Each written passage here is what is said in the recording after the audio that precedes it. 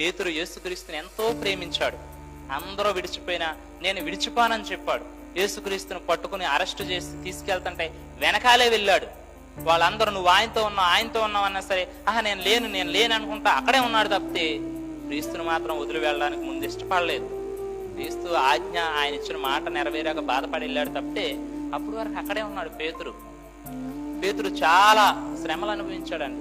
ఈ నామాన్ని బట్టి నువ్వు చెప్పొద్దు వాక్యం అంటే, నేను ఈ నామాన్ని చెప్పకపోతే ఇంక నేను బ్రతకడమే వేస్ట్, మమ్మల్ని ప్రభువు పిలిచిందే వేస్ట్, ఇంకా ఈ నామాన్నే ఇంకా చెప్తామని బలంగా నిలబడ్డాడు.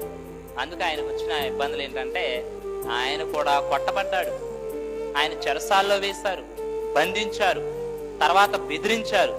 ఇక వినట్లేదని ఆయన కొట్టారు.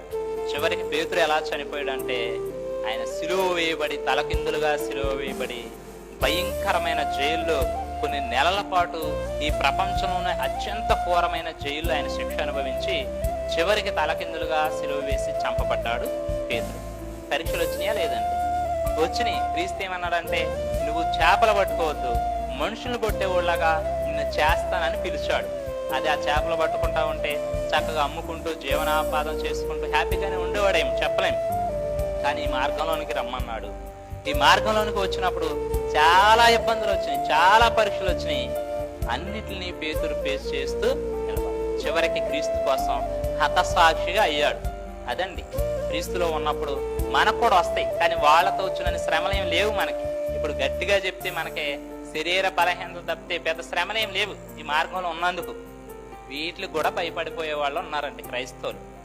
అందుకే ఇక్కడ ఏమంటున్నాడంటే, పరీక్షించబడద్ది, ప్రతి ఇల్లు కూడా పరీక్షకు ఎదురు నిలబడాలి. యోబు పరీక్షలో నిలబడ్డాడు, పేతురు పరీక్షలో నిలబడ్డాడు, పౌలున్నాడు. యేసుక్రీస్తు వారి తర్వాత ఆయన కోసం, ఆయన సువార్త కోసం తన జీవితాన్ని పణంగా పెట్టి ఎన్నో కష్టాలు పడినాడు. ఆయనకు వచ్చినాయి లేదండి పరీక్షలు? వచ్చినాయి. కొరింథీ పత్రికలో చెప్తాడు, నేను చాలా ఇబ్బందులు పడ్డాను, చాలా బాధలు పడ్డాను, ఎన్నోసార్లు సముద్రంలో వాడ ప్రమాదంలో చిక్కుకున్నాను, ఎన్నోసార్లు ఆకలితో అన్నం లేక అలమటిస్తూ పనిచేస్తాను, ఎన్నోసార్లు కట్టుకోవడానికి కూడా మంచి వస్త్రాలు కూడా లేవు. ఒకవైపు దొంగలు మా దగ్గర ఉన్నాయి పట్టుకుపోయారు, ఒకవైపు అబద్ధ సహోదరులు మమ్మల్ని మోసం చేస్తారు, కపట సహోదరులు రాళ్లతో కొట్టేశారు, చచ్చిపోయాడని చెప్పి ఊరి బయటకు ఈడ్చుకుపోయి అక్కడ వదిలేసి వెళ్తే మళ్ళా లేచాడు ఆయన.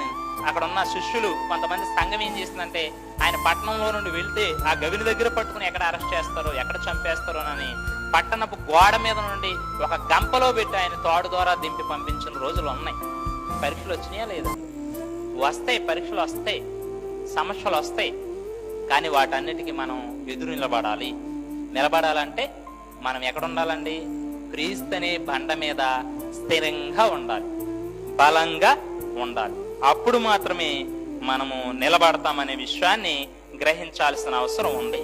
ఈ లోకములో ఉన్న వాళ్ళు ఎవరైనా సరే క్రీస్తు అనే బండ మీద తమ ఇల్లును కట్టుకోవాలి, క్రీస్తు సంఘములో సభ్యులుగా చేర్చబడాలి.